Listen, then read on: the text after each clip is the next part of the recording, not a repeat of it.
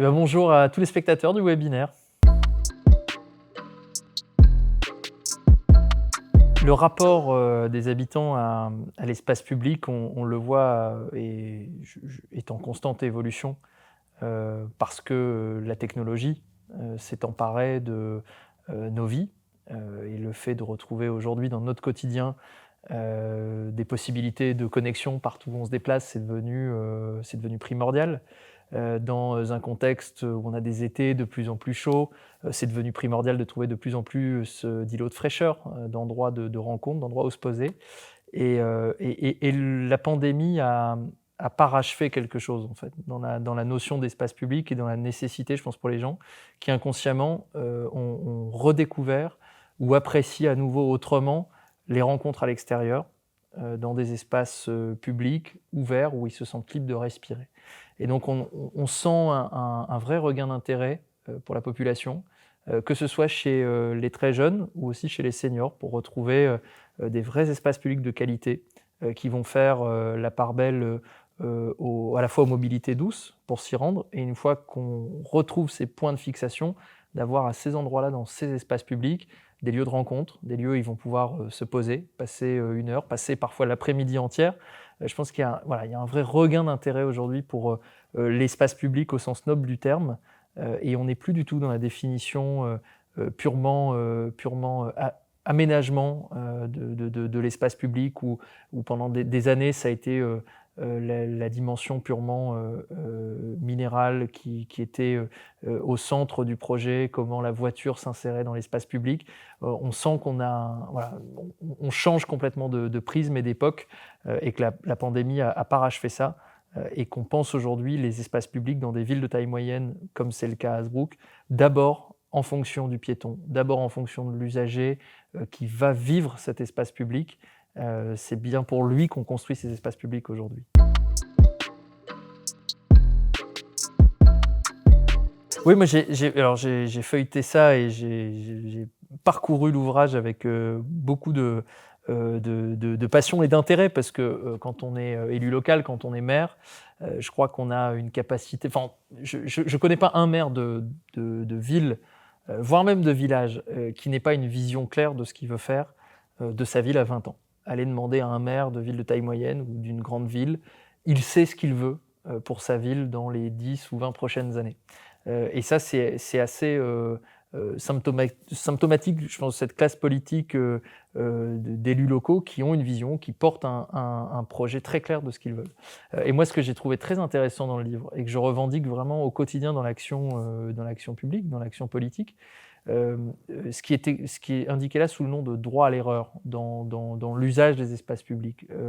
Moi, je nuancerai un petit peu. Je ne parlerai pas de droit à l'erreur, je parlerai de droit à l'expérimentation. Je crois que les citoyens sont devenus beaucoup plus tolérants sur le droit d'expérimenter, à la condition que vous les associez à la co-construction de l'espace public. Et ça, c'est aussi ça qui a beaucoup changé, je pense, par rapport aux années 90 ou au début des années 2000, où on attendait des élus des solutions clés en main, qu'ils imposent une certaine vision du maire bâtisseur qui sait exactement ce qu'il veut et qui va bâtir sa ville. Moi, ce que je retiens aujourd'hui, c'est que, ou en tout cas j'aime me revendiquer comme ça, c'est plutôt d'être un élu développeur. Et un développeur, dans la définition de ce qu'il fait, ça veut dire aussi il ose des choses, il tente des choses, et surtout il fait confiance et il co-construit avec les habitants.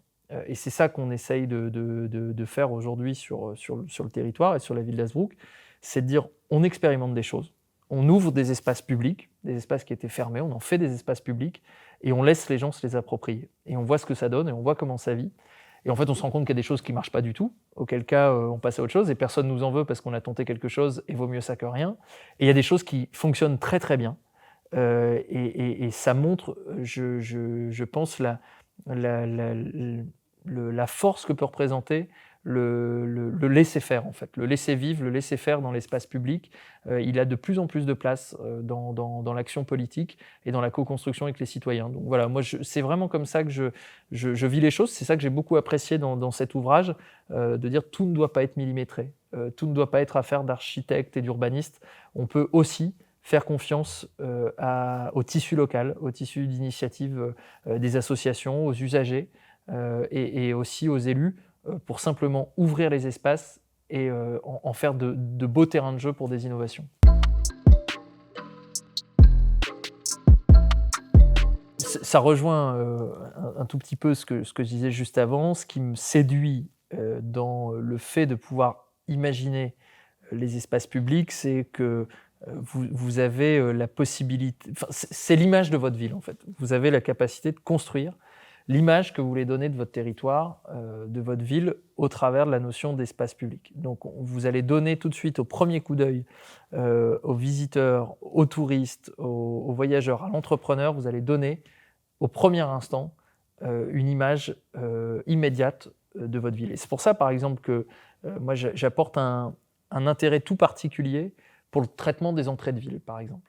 Ça, pour moi, c'est un terrain de jeu qui est exceptionnel parce que, à l'image du seuil de la maison, de la porte d'entrée, vous donnez tout de suite une sensation. Et je crois pour énormément de domaines qui tiennent à l'art, qui tiennent à la notion de ce que chacun se fait, très subjectif d'ailleurs, de la beauté, où tout se passe dans les premières secondes. Et c'est pareil, je pense, quand on entre dans une ville, on se fait très vite une image de cette ville. Alors après, il n'empêche pas qu'il peut y avoir des joyaux qu'on découvre à tel ou tel endroit en cœur de ville, et c'est le cas ici aussi à Hazebrouck, mais de travailler immédiatement les entrées de ville, de travailler l'image, me semble fondamental. Ça, c'est une des choses qui est tout à fait séduisante dans l'espace public.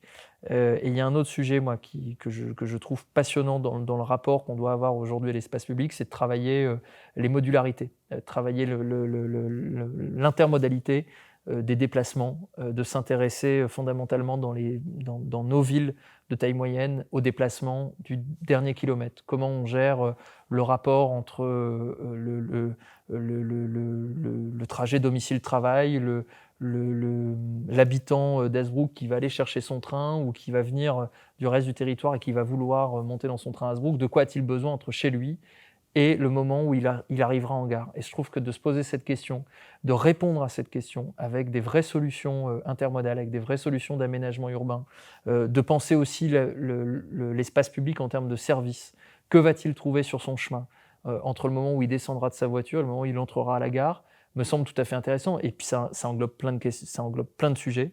Le sujet de son rapport, il faut qu'il puisse faire ses courses, il faut qu'il puisse trouver sans doute un casier qui lui permettra d'aller récupérer ses courses le soir en revenant du train. Je pense que le trajet sur une nouvelle passerelle, comme c'est le cas à Hazebrouck, ça peut être l'occasion aussi d'être une galerie d'art à ciel ouvert.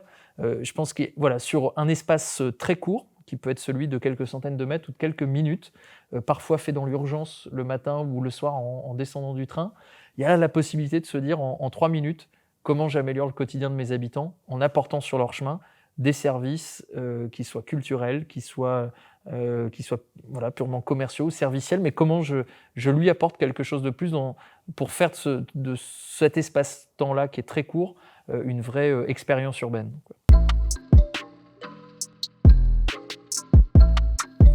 Un espace public réussi, c'est un espace public qui est co-construit avec les habitants. C'est celui où on met, dès le début du projet, dès la phase de préfiguration d'un projet, les habitants dans la boucle pour qu'ils usent au sens premier du terme du lieu, qu'ils se l'approprient, qu'ils le fassent vivre, qu'ils échouent, qu'ils ratent des choses, mais qu'ils vivent dès le début pour qu'ils se l'approprient et que ça s'inscrive dans le temps durablement.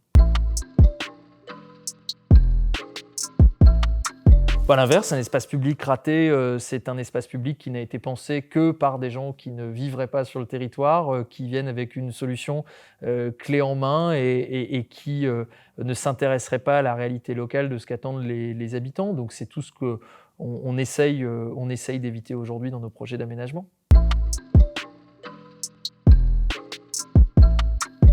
Alors, l'espace public préféré, oui, qui est en passe de le devenir, à Hazebrouck, c'est un très bel espace, qui est situé en plein centre-ville, qui était une ancienne friche commerciale, fermée. Alors vous allez me dire: «C'est pas un espace public».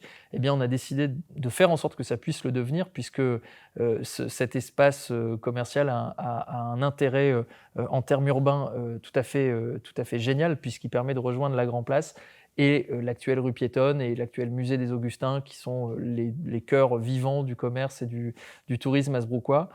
Et ce lieu, en fait, on l'a complètement réouvert pour en faire un vrai lieu de passage et un point de fixation de nombreuses activités, d'apporter sur ce chemin-là des services à la population. Et donc on a demandé aux habitants ce qu'ils voulaient en faire. On les a laissés très libres de se réapproprier le lieu. On l'a quasiment, si on voulait simplifier et sans minimiser le travail des services de la ville et de nos partenaires, on a quasiment simplement réouvert le lieu. Et on a dit tenez, c'est le vôtre, appropriez-le vous. Et on constate que ça devient un nouvel espace public en cœur de ville, et ça nous donne plein d'idées pour la suite. On va réfléchir là, dans les prochaines semaines et les prochains mois à l'avenir du lieu. Et je pense, ma petite idée me dit que ça deviendra une nouvelle rue structurante, dans peut-être une rue couverte, mais en tout cas un nouvel espace public structurant dans le cœur de ville d'Hazebrouck.